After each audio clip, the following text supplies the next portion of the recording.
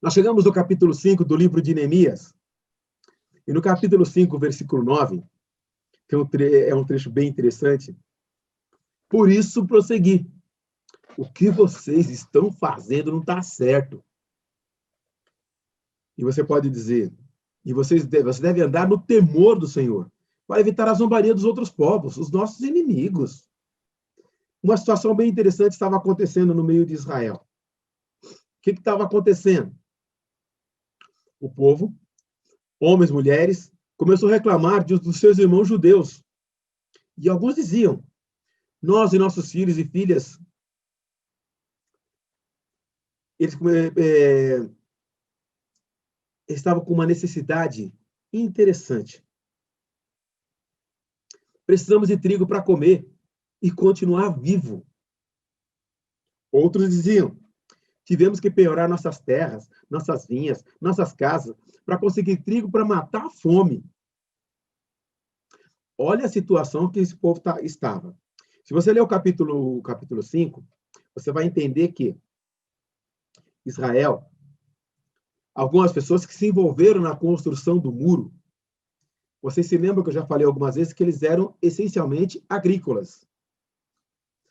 Depois que foram para o exílio, aprenderam outras funções. Inclusive, Israel, o templo, depois de um certo tempo, tornou-se a casa de câmbio da região naquela época. Lembre que Israel estava no que seria ali o centro do mundo. Passagem do Egito para a Mesopotâmia e vice-versa. E também naquele estreito juntando os dois oceanos. O que acontecia? As pessoas tinham que passar por ali para comercializar. E nessa história de comercializar, eles precisavam trocar moeda. A moeda do seu país com a moeda, e o templo tornou-se isso. Só que antes disso, desse estabelecimento, eles estão construindo um muro e reconstruindo a cidade. Inclusive, nós estamos falando de tempo de reconstrução. E nessa reconstrução, para poder reconstruir o muro, lembra que eles foram reconstruir o muro? As pessoas que estavam plantando, que estavam cuidando das suas fazendas, das suas terras, das suas coisas, pararam o que estavam fazendo para construir o muro. E nisso, se você parou de plantar, parou de colher, de onde vai vir a comida? Lógico, estavam todos ali, eram judeus.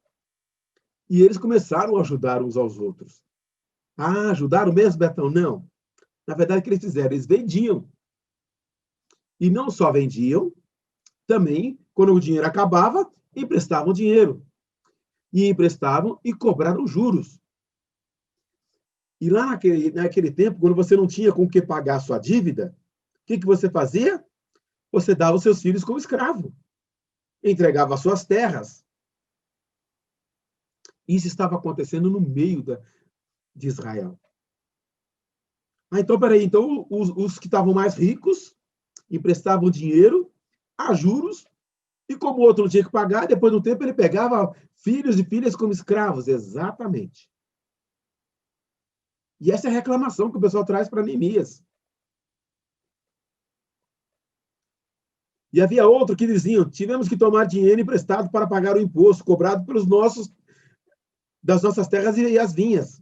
Apesar de sermos do mesmo sangue, nossos compatriotas, dos nossos filhos, serem tão bons quanto os deles, ainda assim, temos que sujeitar nossos filhos e nossas filhas à escravidão. De fato, algumas de nossas filhas já foram entregues como escravas e não podemos fazer nada, pois as nossas terras e nossas vinhas pertencem a outros. Além disso, eles tinham que pagar imposto para o Artaxerxes. Ou seja, eles ainda estavam sob o domínio de Artaxerxes. E tinham que pagar imposto. Apesar de estarem reconstruindo os muros, eles ainda estavam sob o domínio de outro povo. E o fato de estar ali dominados, tinham que pagar imposto. E esse imposto, se você não está produzindo, como é que fica? Aí ele pega dinheiro emprestado. Pegou dinheiro emprestado, não conseguiu pagar, entrega à família. E uma palavra que é muito forte. apesar de sermos do mesmo sangue, nossos compatriotas e dos nossos filhos serem tão bons quanto os deles, ainda assim temos que sujeitar os nossos filhos e as nossas filhas à escravidão. Ou seja, você está subjugado e ainda pede os filhos para a escravidão. Neemias recebeu aí o clamor dos pais de família. Eles clamaram, peraí, não dá para ficar desse jeito, não. E também aqueles que estavam trabalhando no muro, na construção do muro. Os que estavam fazendo a obra que é a obra do Senhor. Porque estão reconstruindo a cidade do Senhor. E o clamor do povo em geral, o negócio está complicado. Não dá para viver assim. Não dá para continuar. Ô, Neemias, o negócio aqui, o bicho está pegando. Perdi meus filhos. Ô, Neemias, eu sou trabalhador desse negócio, eu estou envolvido nesse projeto, eu estou dentro da obra, eu faço parte da obra, sou família da obra. E mesmo assim eu estou numa situação de escravidão. Estou complicado, eu estou separado.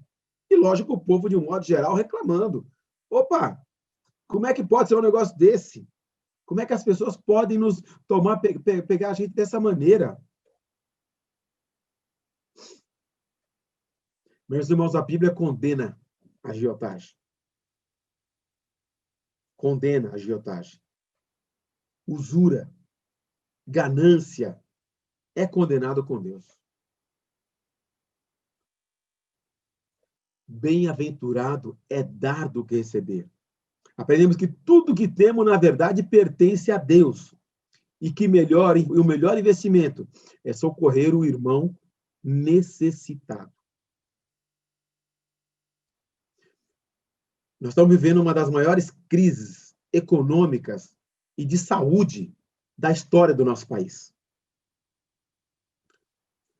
Essa história dos R$600, dos R$300, da liberação de fundo de garantia, liberação de recursos do governo federal aí, gente, isso não resolve essa situação de pandemia.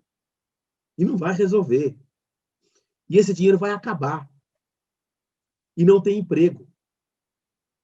E as pessoas vão começar a passar necessidade do lado da sua casa. E até dentro da sua casa. Nós vamos entrar num ponto em que o país vai estar passando por fome. Nós já temos famílias que estão com necessidade e passando fome. A nossa igreja tem entregado alimento. Gente, nós já passamos da tonelada de alimentos entregue para famílias que estão passando necessidade no nosso país. Mas, gente, aqui em Santo André tem gente passando fome? Aqui em Santo André tem gente passando fome. Aqui em Santo André nós temos famílias que não têm o que comer. E o pior de tudo, dentro da igreja, nós temos famílias que estão passando por desemprego e estão passando por necessidades extremas. Diante desse quadro, o que o Neemias fez? Chamou o povo, juntou o povo e falou o seguinte, gente, está tudo errado. E quando Neemias fala está tudo errado, gente, cuidado para a gente não tomar o lugar do diabo. Toma cuidado para não ser acusador. Gente, o diabo já faz um trabalho fantástico de acusação. Ele é especialista nisso. Até porque o propósito dele é gerar culpa. Porque a culpa gera medo, gera insegurança. E a culpa afasta completamente Deus. E a vergonha distancia de Deus. Deus é amor. Então, o Neemias, ele chega lá e fala o seguinte, olha, vocês se desviaram. Deixa eu voltar aqui. Vocês se desviaram do propósito de Deus. Deus os libertou. Deus os tirou lá Vamos lembrar que eles estavam longe da sua terra. Saiu o decreto de Ciro para voltar. Deus é quem moveu o coração de Ciro. Eles voltam para Jerusalém. Foram libertos por Deus. E eles saíram de lá, e eles sabiam que era estar em terra estranha, que era longe da sua terra. E eles estão fazendo o quê com seus irmãos? Escravizando. Foram abençoados, porque quando voltaram para Jerusalém, levaram prata, levaram ouro, receberam os materiais para reconstruir o templo. E quando chegam na sua própria terra, emprestam com avareza. Qual era o propósito de Deus quando separou essa nação chamada Israel? Quando Deus separa Israel, tem o propósito de que eles sejam um testemunho para as nações, testemunho de que estavam com Deus, que tinham um Deus todo-poderoso, que estaria com eles e caminharia com eles. Eles poderiam mostrar às outras nações quem era esse Deus maravilhoso. O propósito era esse, era para ser modelo. Tornaram-se mercenários, opressores. E ele fala para eles o seguinte: arrependam-se e vejam o mau testemunho que vocês estão dando. Acorda para a vida, gente. Para desse caminho, volta desse caminho. Esse caminho é de destruição.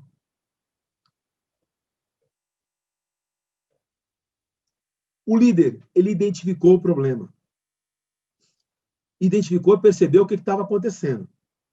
Gente, liderar, quando trabalha com pessoas, quando você está na sua família e surge um conflito, ao invés de sair acusando o A, B, identifica o problema. Veja qual é a razão. O líder identifica o problema. Ele não só identifica, ele toma uma atitude, ele mostra onde está o problema. E no caso aqui, Neemias mostrou o pecado. O pecado era usura. Era ganância. E ele mostra para os irmãos e fala para eles: olha, está errado a maneira que vocês estão caminhando. Para quem vive num país capitalista como nós, é complicadíssimo esse aspecto. Por quê? A nossa cultura, nós somos ensinados a ganhar, a ter lucro, a obter resultado. A cultura capitalista, ela é nesse sentido. Ah, Betão, quer dizer então que agora a gente vai ter que ser comunista? Não. A chave é outra, o caminho é outro. Não só isso, ele confronta, e quando você encontrar alguém em pecado, meu querido, mostra o pecado. E mostrar o pecado, gente, não é expor a pessoa. Não é ferir a pessoa e não é matar a pessoa. Mostrar o pecado é chamar aqui no canto: meu irmão, vem cá um minuto. Dá uma conversinha com você, 2 segundos aqui. Nós dois aqui e Deus. Meu irmão, eu não sei se é coisa da minha cabeça, mas eu acho que, irmão, eu estou vendo pela luz da palavra, eu estou entendendo que é isso mesmo. Querida, na minha visão, isso é contrário à palavra de Deus, confronto.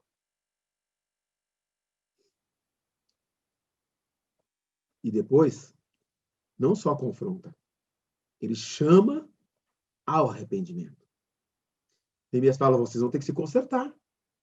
E quando você encontrar alguém no pecado e você fizer o confronto, querido, vamos voltar para Deus.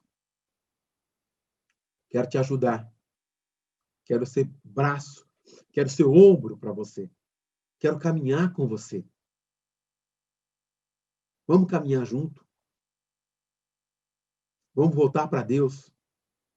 Vamos voltar para Deus entendendo que eu não sou mais santo que ninguém. Eu não sou melhor do que ninguém. Não é porque eu não cometo esse tipo de pecado que eu não cometa outros. Não é porque eu não erro nesse aspecto, eu não tenho problema em outros aspectos. Não é porque isso para mim não é dificuldade que eu não tenho dificuldade em outras áreas da minha vida. Ah, Betão, mas algumas coisas são terríveis. Eu jamais usaria droga. Ah, Betão, eu jamais me envolveria com prostituição. Eu jamais na minha vida me envolveria com homossexualismo. Eu jamais na minha vida iria contra a Bíblia. Não somos perfeitos. Quando você for perfeito, gente, você vai ser bênção pura. E as pessoas vão olhar para você e vão ver Jesus. Enquanto nós estamos aqui, nós temos uma luta contra a carne e o sangue. Aliás, a nossa luta não é contra a carne e o sangue. A nossa luta é contra a carne. É contra o velho homem. É contra a sua velha natureza. É contra a inclinação da sua carne para o pecado. É uma luta constante. E quando você tiver uma situação dessa, que você conseguir identificar um problema, identificar o pecado na vida de alguém, é um momento perigosíssimo também, porque você pode achar que é superior. Ok? E nós não somos. Quando você tiver a condição de mostrar o pecado de alguém, não que você está acima dessa pessoa e não é superior a ela, mas sim é alguém que identificou um pecado e consegue perceber um pecado dentre os muitos que a gente pode cometer contra Deus. E não só chama para o arrependimento, tá? Abraça, convida para caminhar junto e a pessoa ter uma outra atitude. E nesse momento é que você tornou-se boca de Deus, instrumento de Deus para resgatar, para apagar aquele pecado e para apagar uma multidão de pecados. Aí você tornou-se bênção para o propósito de Deus nos chamou. É para ser bênção no meio de uma sociedade corrupta e perversa. E eu não estou falando dos pecados só da sociedade. Eu estou falando aqui, a Bíblia está nos falando do povo de Deus que saiu, voltou para a sua terra e está debaixo de pecado novamente. Ah, Betão, você quer dizer com isso que o crente, a pessoa que está com Jesus, ela pode pecar? Sim. E o crente pode pecar? O crente peca. Ah, Betão, mas e se o crente pecar? Ele não vai para o inferno, não perde a salvação? Não. Ele quebra a comunhão com Deus. A comunhão é quebrada. Ele continua salvo? Continua. Ele continua na igreja? Continua. Ele continua, ele pode estar no púlpito? Pode. Em pecado? Em pecado. Ele pode estar cantando na banda, cantando no coral? Pode. Em pecado, sim.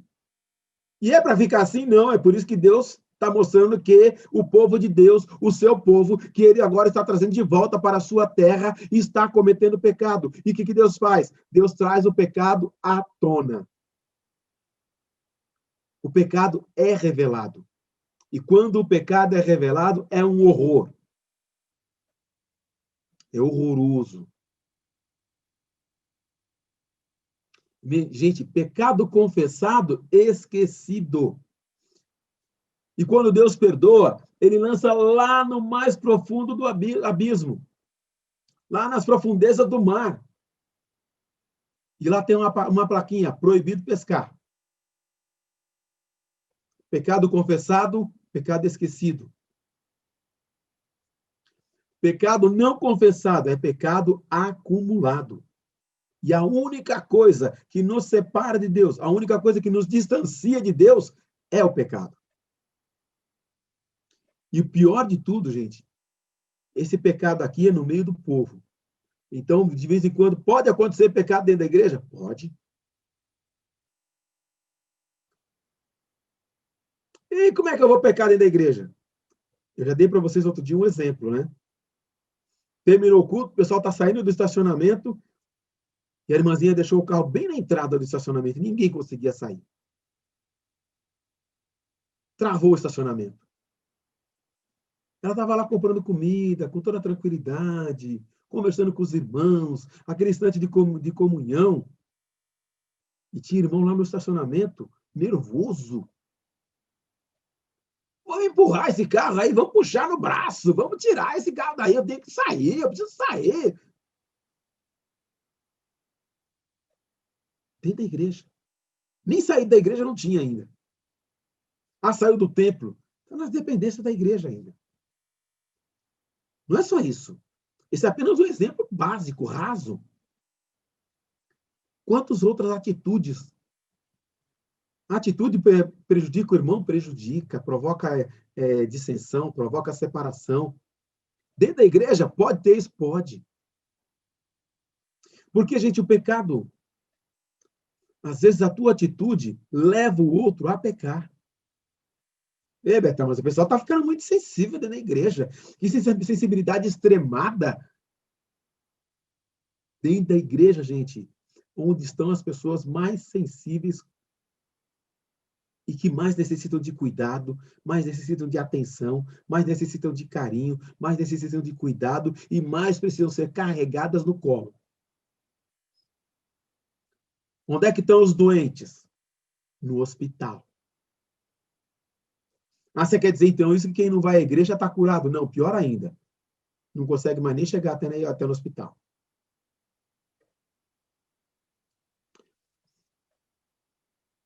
Vocês se desviaram da minha liderança.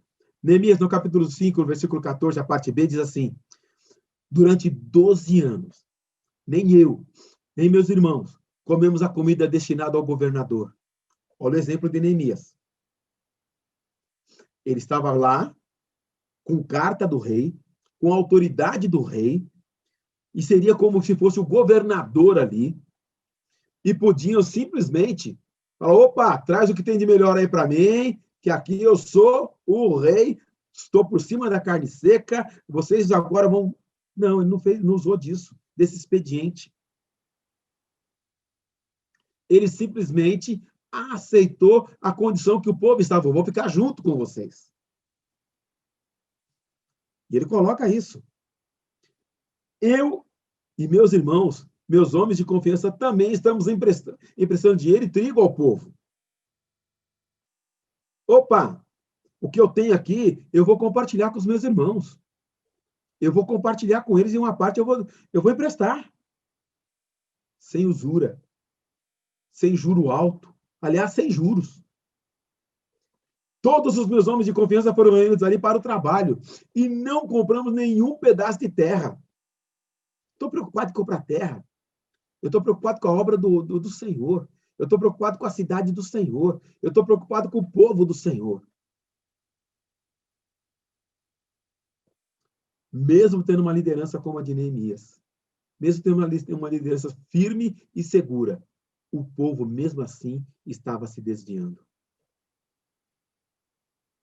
Toda liderança deve seguir o exemplo do seu líder maior, Jesus, sem o qual nossos passos se desviam, nossos planos se frustram e nossos atos se corrompem. Então, quer dizer que todo crente ele tem que seguir Jesus, e mesmo, né, no mínimo e no máximo. Porque se não for seguindo Jesus, se for pela tua cabeça, se for pelos seus sentimentos, se for pelos seus pensamentos, vazio, frustração, pecado. Quando Neemias confronta o povo, quando Neemias fala para o povo da necessidade que eles tinham, o que eles precisavam fazer, o caminho que precisavam trilhar, a direção que precisavam caminhar, o que aconteceu? Decidiram repartir o pão sem avareza.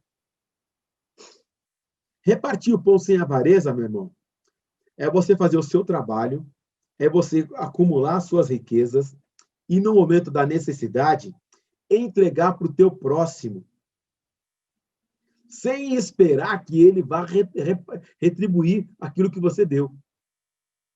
Repartir o pão, dividir o que você tem. Há muito tempo atrás, gente, aqui na nossa região, a minha família, pelo menos, era assim, não tinha dificuldade em compartilhar um prato de comida, e falava-se muito disso. E quem tem mais de 50 anos sabe disso, que era muito fácil. Coloca água no feijão e onde come dois, come três, sem problema nenhum. E se dividia. O Brasil não foi próspero como estamos vivendo hoje e tão urbanizado como estamos hoje. Havia dificuldades. Hoje nós começamos a enfrentar isso e a gente não está preparado para isso. A gente não tem cultura de divisão e de compartilhamento. A igreja não tem isso. Gente, há um tempo atrás, há não muito tempo atrás, há 20 ou 30 anos atrás, no final de semana, as famílias da igreja dividiam e compartilhavam um domingo de refeição junto. Ah, vamos almoçar na casa do fulano, vamos almoçar na casa do fulano. E era comum isso. Era uma prática comum. Ia, juntava todo mundo lá e dividia, ou alguém levava uma coisa a mais. E hoje em dia a gente faz isso quando faz churrasco, né? Ah, você leva um pratinho, leva um doce, leva um refrigerante. Mas era muito comum as famílias da igreja estarem junto nas casas para comer junto. Não tinha tanto fast food quanto temos hoje. Aliás, quando surgiu o McDonald's em Santo André, foi uma novidade tremenda. A gente não sabia o que era fast food. Aqui já foi uma cidade muito mais tranquila e muito mais comunitária. E esse decidiram para repartir o pão que Israel decide fazer é mais ou menos próximo disso, não guardadas as devidas proporções, né? Mas era chamar a família para almoçar na casa deles. Meu irmão, eu sei que você está passando por uma dificuldade, vem almoçar na minha casa. Vem almoçar com a gente. Aliás, chega um pouco mais cedo, toma café da manhã com a gente. Uma refeição não vai fazer falta. Hoje, para a gente repartir uma refeição, gente, é uma dificuldade monstro. A gente não consegue. Para você convidar alguém para a sua casa, a gente não tem mais esse hábito, não tem esse costume. Eu tive o privilégio ontem de ter uma família aqui na minha casa e fomos comer uma pizza juntos. Ah, eles são da nossa igreja? Não, não são. Ah, eles são seus amigos íntimos? Não, não são. Mas eu sei que eles estão passando por uma necessidade muito grande. Então, Betão, puxa, você é o cara, hein? Você chama a gente para comer na sua casa. Não, gente, eu não sou o cara. E dos menores, eu sou o menor. Eu estou aprendendo com esse negócio. Eu estou aprendendo a servir ao Senhor. E tenho muita dificuldade com isso. Deus tem nos abençoado. E você que é abençoado, querido, Deus tem te abençoado para você abençoar a outros. A nossa igreja precisa que, de vez em quando, alguém, quando vai entregar a sua oferta, vai entregar o seu dízimo, tem um campo lá, oferta para o MAS. Coloque algum valor ali, porque tem famílias que têm vindo, que têm necessidades seríssimas de alimentação nos dias de hoje, na nossa igreja, na nossa comunidade. Nós temos irmãos que estão passando por desemprego, nós temos irmãos que estão passando por privações. Um outro efeito que produziu, decidiram cancelar as dívidas dos juros. Lógico que nos tempos de hoje, você emprestar dinheiro e não esperar os juros, não esperar a correção monetária, não esperar a correção da poupança, não esperar que o seu dinheiro aumente e voltar a mesma coisa. Dentro do capitalismo, é inconcebível. Dentro da igreja, é uma necessidade. Ô, Betão, vou emprestar meu dinheiro para os irmãos? Não, meus irmãos, vai além. Se a vossa justiça não exceder o dos escribas e fariseus, de maneira nenhuma entrarei no reino dos céus. Manda oferta para o MAS e deixa a igreja agir. E a igreja ajudar essas pessoas. E você que talvez assista essa aula pelo YouTube, em outra situação, se você tem uma necessidade financeira nesse período de crise, ou uma necessidade na sua família, compartilha com a igreja. Procura Ana Paula lá no MAS e abre o teu coração. Não é vergonha passar necessidade. A vergonha é ficar com a necessidade sozinho para você, tendo o corpo de Cristo que pode te abençoar e você não ser abençoado. E ficar na angústia e passando necessidade e privações. Quando a igreja entende que ela é corpo de Cristo e que ela pode caminhar como corpo e compartilhar as suas necessidades com o corpo de Cristo, nós passamos a ser igreja de novo. Decidiram devolver as hipotecas, devolveram aquele que tinham pegado, absorvido, e a dívida deles. E devolveram, inclusive, as terras que tinham tomado. Tomou do irmão, como parte de pagamento da dívida, e entregaram. O arrependimento sincero gera resultados surpreendentes. Mas a sua permanência depende do compromisso que é assumido com Deus. Errou, pecou, pisou na bola, enfiou o pé na jaca, errou o caminho, percebeu que errou, corrigiu, mas não só corrige, muda de atitude, assume um compromisso com Deus, e nesse compromisso com Deus, de não pecar mais, caminha.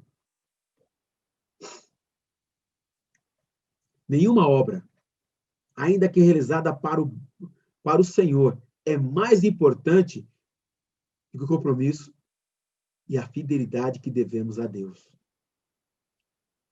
Gente, dentro da igreja, fazendo a obra do Senhor, por melhor que você seja, por mais bênção que você seja, mesmo fazendo a obra do Senhor, nada é mais importante que o compromisso e a fidelidade que devemos a Deus.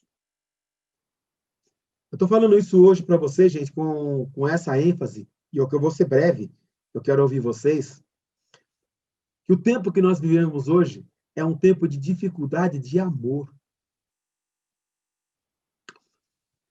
É muito fácil falar de amor, mas é difícil entender. Em certa ocasião, um jovem chegou para Jesus e falou assim: Senhor, o que eu tenho que fazer para herdar a vida eterna? E Jesus respondeu para ele assim: amarás o Senhor teu Deus de todo o teu coração, de toda a tua alma, de todo o teu entendimento e de todas as tuas forças. Só aí já é uma complicação para muita gente. Amarás ao Senhor teu Deus, já tem que entender que Deus é Senhor, de todo o coração, de toda a tua alma, de todo o teu entendimento, de todas as tuas forças. E vem um fator complicador aí. E ao teu próximo, como a ti mesmo. Como a ti mesmo é sabendo o que você quer para você. Onde estava um pouco frio, quem saiu um pouco para fora, colocou blusa.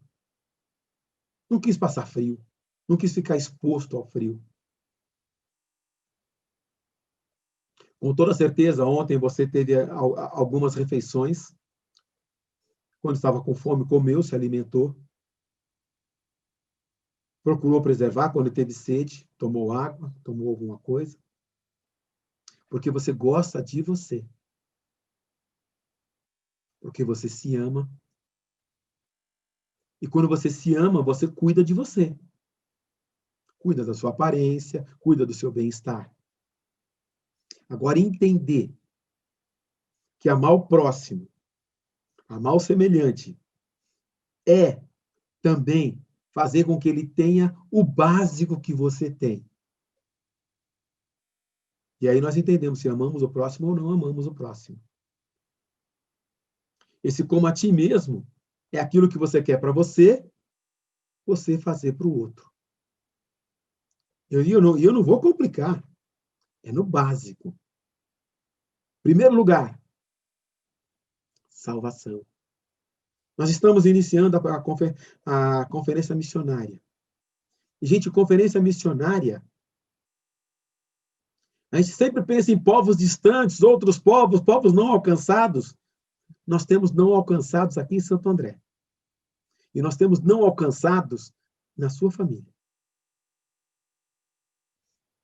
Como assim não alcançados? Ele já ouviu de Jesus, ele, enquanto ele não entregou a vida para Jesus, ele não foi alcançado pelo Evangelho. Enquanto ele não entregou a vida para Jesus, ele não foi alcançado pela salvação de Jesus. Enquanto ele não abriu o coração para Jesus e não foi controlado e dirigido pelo Espírito Santo, ele faz parte do grupo dos não alcançados. Eu estou falando também do seu vizinho. Às vezes vizinho de porta. Às vezes vizinho de frente. Que também não foi alcançado. Antes de eu iniciar a aula, eu estava conversando com o Henrique e nós estávamos falando daquele grupo de marginalizados, que quem participou da vigília sabe do que eu estou falando, que está na rua industrial, na avenida industrial. Marginalizados. Só para você ter uma informação importante. Ele também é o teu próximo.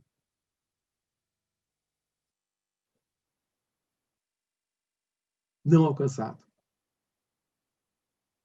E quando a gente fala de gente de povos não alcançados, eu estou falando de tudo isso.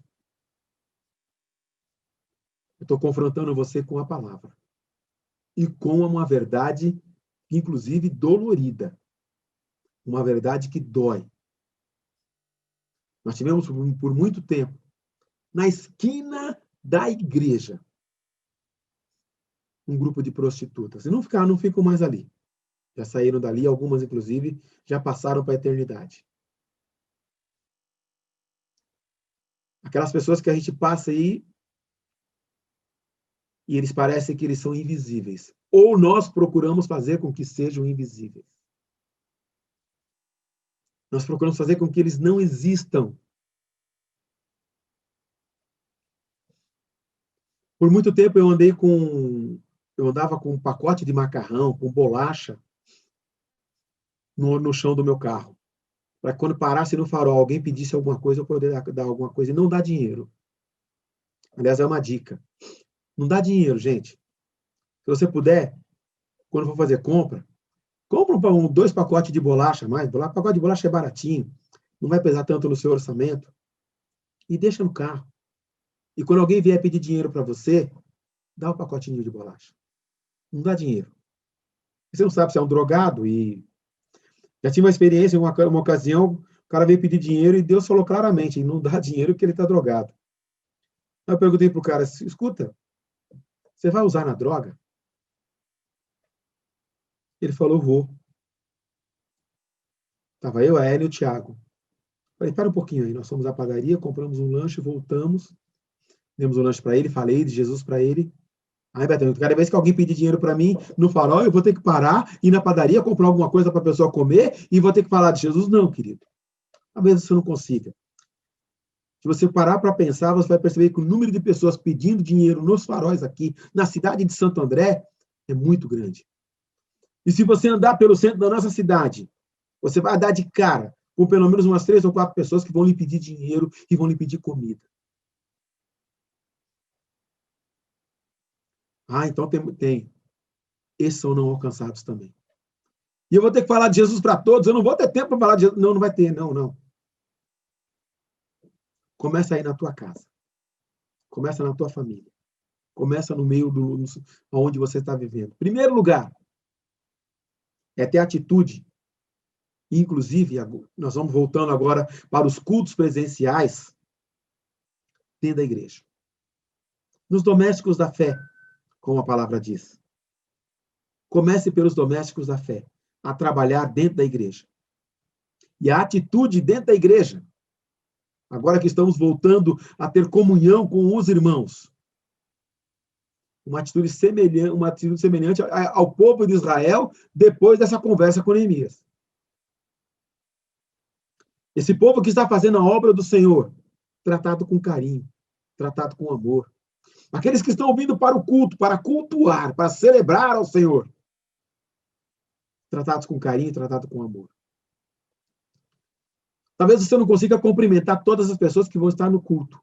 E em época de distanciamento social, nem pode abraçar, beijar, não. Mas saudá-los como irmãos.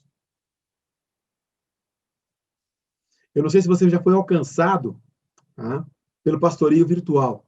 Se não foi, manda um e-mail para a igreja. Eu não sei qual é a comunicação e contato que você tem com os membros da nossa igreja. Nós estamos, em tempo de pandemia, perdendo a referência de comunhão. E se a gente perde isso, fica muito difícil falar em alcançar a nossa cidade para Jesus. Eu creio que Deus tem planos e tem projetos para o nosso povo, para a nossa cidade e para a nossa igreja. Reconstruir o relacionamento, reconstruir o culto, restabelecer o culto como fez o povo de Israel, restabelecer a comunhão e tratar o outro, entendendo que o outro precisa do Senhor, precisa da graça, da misericórdia do Senhor, precisa ser acolhido, precisa ser tratado. É começar a entender o que é reconstruir. Tudo isso que aconteceu com o povo de Israel está relatado em Esdras e Neemias. Está registrado para a gente entender hoje que nós precisamos restabelecer a comunhão com os irmãos e reconstruir a visão de reino. Que estamos aqui não para satisfação própria, não somente para os nossos deleites, não somente para a bênção ser somente nossa, mas para abençoar o nosso irmão, o nosso próximo.